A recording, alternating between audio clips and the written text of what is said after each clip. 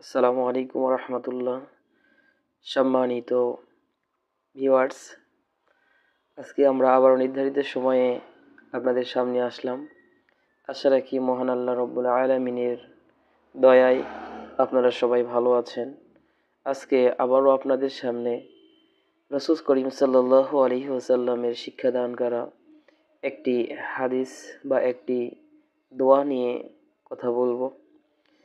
যে দোয়াটির ফজিলত রাসূল সাল্লাল্লাহু আলাইহি ওয়াসাল্লাম আমাদেরকে বলেছেন, যে ব্যক্তি এই দোয়াটি একবার পাঠ করবে, আল্লাহ পাক রব্বুল আলামিন তার আমলনামা থেকে গুনাহগুলো ওইভাবে মুছে দিবেন যেভাবে গাছের পাতা একসময় মরে ঝরে পড়ে যায়।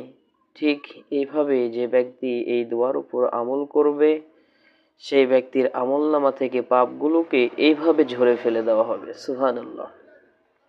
দ্বিতীয় ফজিলত রাসূল সাল্লাল্লাহু আলাইহি সাল্লাম বললেন, যে ব্যক্তি এই দোয়াটি পাঠ করবে, এই দোয়াটি জাহান্নামের আগুন থেকে বাঁচার জন্য ঢাল স্বরূপ হয়ে যাবে।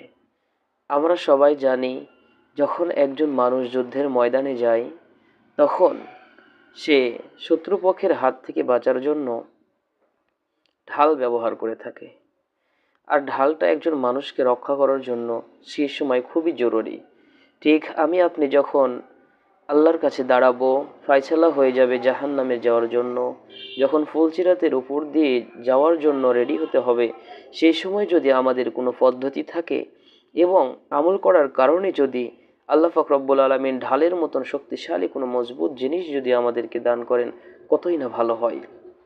তাই রাসূল বললেন, যে ব্যক্তি এই দোয়াটির উপর আমল করবে, পাঠ করবে, তাকে জাহান্নামের আগুনের যাওয়ার আগে বা জাহান্নামের আগুনের ঢাল স্বরূপ থেকে বাঁচানোর জন্য ঢাল স্বরূপ ব্যবহার করা যাবে এই আমলটা।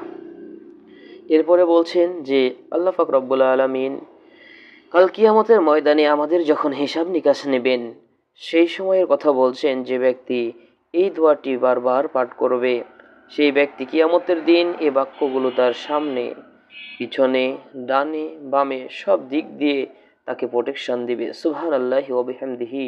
কত সুন্দর নয় কথা! যদি আমল করে যায়, তাহলে অবশ্যই আমাদেরকে সেই বিভীষিকাময় কঠিন সময়ে আমাদের পাশে দাঁড়াবে। সামনে থেকে কোনো আযাব আসতে দিবে না, পিছন থেকে আসতে দিবে না, ডান বাম চতুর্দিকে আমাদেরকে রক্ষা করবে।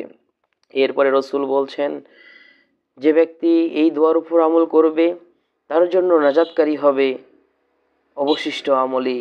তার মানে এই দোয়াটি ওই ব্যক্তির জন্য হাসরের মাঠে নাজাতের উসিলা হয়ে যাবে। সুবহানাল্লাহ। সম্মানিত ভিউয়ার্স, তাহলে অবশ্যই আমাদেরকে কি করতে হবে? এই দোয়াটি শিখতে হবে এবং আমল করতে হবে।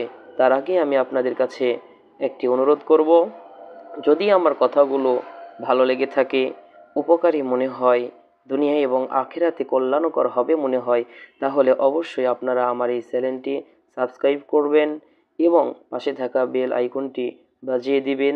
আপনি দেখবেন, আমল করবেন, অপর দিনী ভাই বোনদেরকে আমল করার সুযোগ করে দিবেন, দেখার সুযোগ করে দিবেন। এটা আমার আপনাদের কাছে অনুরোধ। আসুন আমরা এই দোয়াটি শিখে নিই। রাসূল সাল্লাল্লাহু আলাইহি সাল্লাম আমাদেরকে কোন দোয়ার কথা বললেন, যে দোয়ার ভিতরে এত সুন্দর বরকতময় ফজিলতময় রহস্য লুকিয়ে আছে। দেখা যাক রাসূল সাল্লাল্লাহু আলাইহি সাল্লাম মুসলিম শরীফ, সহিহ তিরমিজি শরীফ, ইবনে মাজাহ শরীফ এবং মিশকাত শরীফের হাদিসে কয়েকটি গ্রন্থে এই কথা এসেছে বা এই হাদিসটি এসেছে বা এই দোয়াটি এসেছে। অতএব সম্মানিত ভিউয়ার্স, আমরা দোয়াটি শ্রবণ করি এবং সাথে সাথে বলতে থাকি, সুবহানাল্লাহি আলহামদুলিল্লাহি ওয়া লা ইলাহা ইল্লাল্লাহু ওয়াল্লাহু আকবার। আবারও আমরা শুনে নেই, সুবহানাল্লাহি ওয়ালহামদুলিল্লাহি ওয়া লা ইলাহা ইল্লাল্লাহু ওয়াল্লাহু আকবার। অবশ্যই আপনারা বুঝতে পেরেছেন। ইনশাআল্লাহ বারবার শুনবেন, দেখবেন এবং এটি মুখস্থ করার চেষ্টা করবেন এবং আমল করার চেষ্টা করবেন। আল্লাহ পাক রব্বুল আলামিন আমাকে আপনাকে সবাইকে এই দোয়াটি আমল করার সুযোগ দান করুক। আমিন। আসসালামু আলাইকুম ওয়া রাহমাতুল্লাহি ওয়া বারাকাতুহু।